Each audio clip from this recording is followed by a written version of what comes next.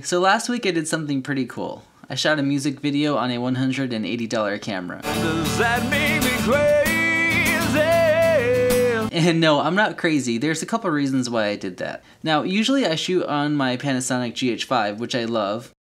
But I wanted to try to shoot on the CANON EOS M camera, which I heard really good things about, and which costs about 90% less than my GH5. So I thought this would be a good opportunity to play with the camera, but also to show you guys that you don't need a great camera to make really good video. There are things that are way more important than the camera, things like good production design, interesting content, great lighting, good audio. The camera doesn't really come first when it comes to video. So I'll walk you through my process and you can check out how I made it. I knew I would need some kind of interesting content for the video. Luckily Sam was in the area because we're planning a music video for a different day, and he was up for shooting a cover video. So we went into my studio where I recorded the audio for the song in a controlled environment. Once we had the audio done, we went to the location.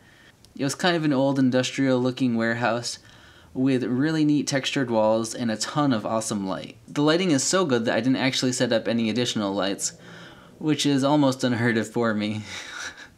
It is unheard of for me, who am I kidding? Once I had Sam all set up, I took a Bluetooth speaker, hid it in his hood, and had him play along with himself for about 6 takes.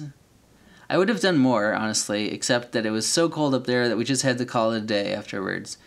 Which is why there's honestly a bit too much motion in the video. I did all of the first takes on a gimbal, and before we got to the tripod takes, we just ran out of heat, I guess. When you look at the video, you can see that there's a huge window, which is basically like a huge softbox right next to Sam, and then he's got some pretty nice backlight coming in. Almost as important is there's a corridor to Sam's right where I can get a lot of negative fill, and that gave his face a lot more contrast and a lot more character.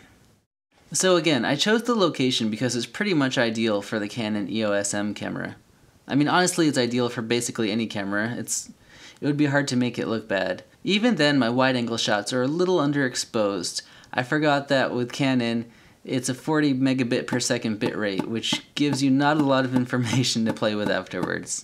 My GH5 has the lowest bitrate of 100 megabits per second, which is pretty forgiving. I don't want to get too far into the technical specs of the camera and what settings I used because most of you would probably hate that.